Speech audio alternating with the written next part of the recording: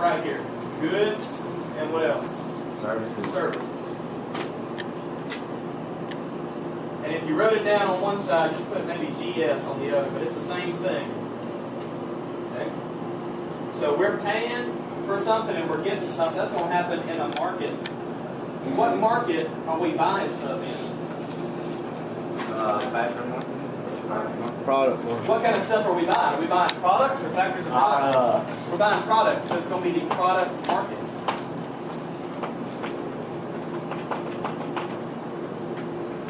And this could not be the factor market. What you got to do, the secret is look at where the arrows are going, and remember money's on the outside. If I'm a consumer and I'm paying money to a producer, I'm not getting factors of production, I'm getting goods and services. And nothing changes in the product market. The market is just like a window these things pass through. So if money comes in right here, it's going to come out right there. If goods and services go in right there, they're going to come out right there. The market doesn't change things. So the top is wages, rent. Yes, and write that. Wages, rent. I thought it was on the lines on the inside.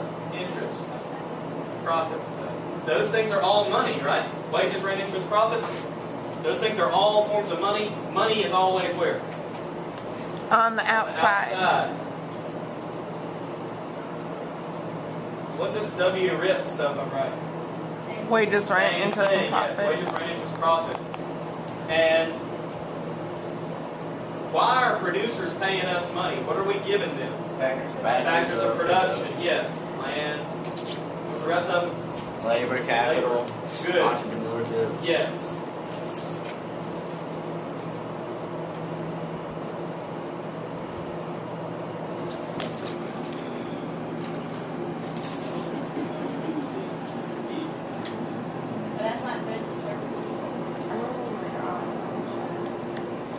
No.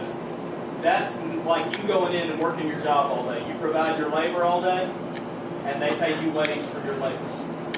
Or let's say you're a landlord, right? That's still a person, right? Consumer and landlord. They're renting out their land.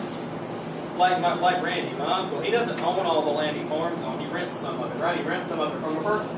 So he's a producer that rents a person's land. And what's the name of that market? Factor market.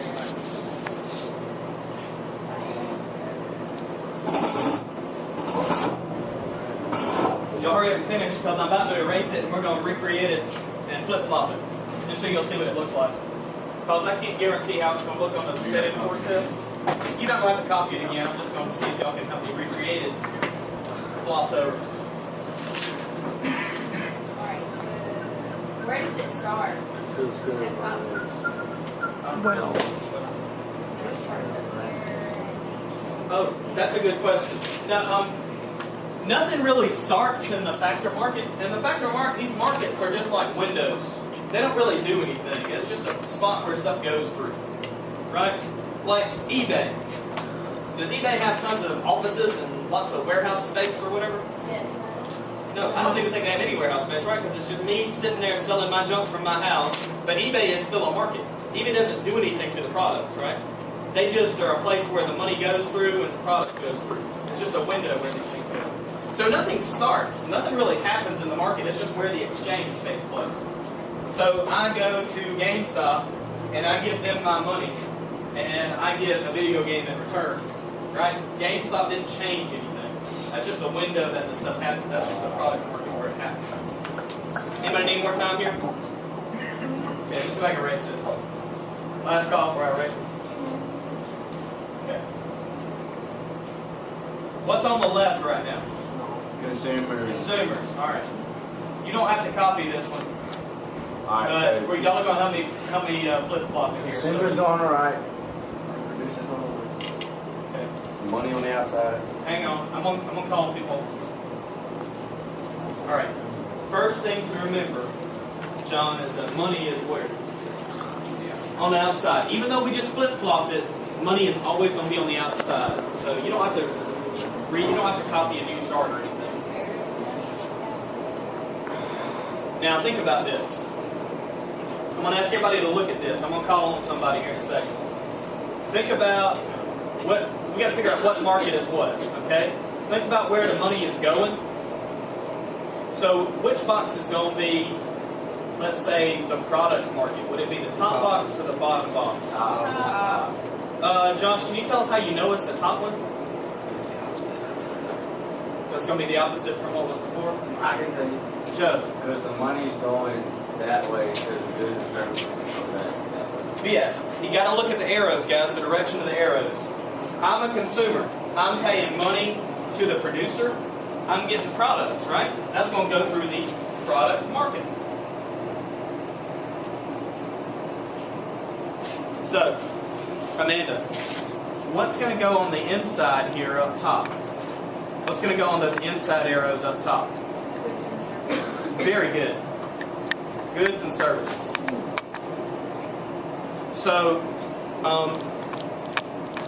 Mallory, what goes in the bottom box? Very good. Oh man, y'all are good. Dalton West. When a producer, you see down at the bottom, they are paying me money. When a producer is paying me money, what am I giving them?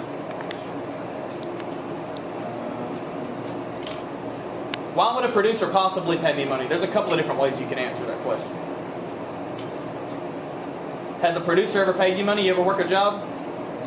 No? What do your parents get money? What do they get money for? What do they do that they get money? Work a job? So they're providing labor, right? So this is the common one, right? Labor. What else can we provide to get money from businesses? Land. What goes with labor? Land. Land. Yeah, we could rent our land out. Land, labor, what else should we put there, Josh? Land, labor, factors, all the factors. All the factors of production. Capital, entrepreneurship, right? FOP. Same thing. One more question here, Nicole. We've got money on the outside arrows. Which ones should be WRIP? Which one should be wages, rent, interest, profit? The money on the top or the money on the bottom? Bottom, yes. Wages, rent, interest, profit are the payments for the factors of production.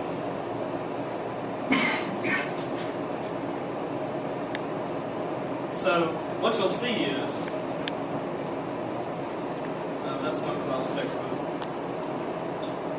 Oh, sometimes instead of producers and consumers, it says businesses and individuals. Which one of those is consumers? Individuals. Businesses are the same thing as producers. Don't let that throw you off. Don't look too smart for that. This is what you're liable to see on my test. Matter of fact, it's probably going to be that exact diagram. Same thing. Householders, consumers, businesses. I'll change the numbers. No. Change the arrows. Flip them around. So here's the nature of the questions that you'll see. You'll see a question that says, what arrows represent payments for the factors of production? What arrows represent payments for the factors of production? Now let's do this a step at a time here. Are we talking about, what are we talking about? Is this money or not money? This is money. Payments for the factors of production is money. So where's it going to be? 16. 5 and 7. In the money. Inside or outside? Outside. Money is outside. On the 16. factory market. Let's see, factor market, so 6 and 8 is right. 5 and 7. What about the money I pay for a video game? That's going to be 1 and 3. Excellent. What about the video game itself? What arrow is video Did game? you ask for factors of production? Not yet. Yeah. The business makes the video game, they sell it to me in the product market. What about the guy that's working on the assembly line at the video game place? He's at the What's he providing? labor. What numbers is that? 5 and 7. Labor. Oh man, y'all are good. This isn't too hard, and this is like 5 questions on my next test, and it's all over the state intercourse test. How So many questions are on the next test? only 50. That's 10%. So I'm going to make it 9. Yeah, That's it. Tuesday. that'd be good. New call and response. I'm going to say, where's money? Joe wants it to just be outside. Outside. All right, guys, I've got this activity that is so much fun. It'll be good because we get to see who the real wheelers and dealers are in this classroom, okay? We're going to get to see who's good at buying stuff and selling stuff, who's the best businessman, who's the best consumer, who's the savviest consumer, okay? I'm going to do some candy rewards for the businessman that makes what? What does a businessman want? Or woman. Or woman, I'm sorry. The business person with the most money. And I'm going to give an award to the consumer that has the most stuff. Y'all ever heard the phrase? Y'all ever heard the phrase, he who dies with the most toys wins? Yeah. Yeah. Okay.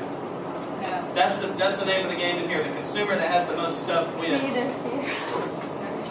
But I have to change things up on you a little bit. Because this is a simulation, we're going to simplify things a little. So, oh man, I had a pretty cool... Yeah, we're done with notes. You put your notes away.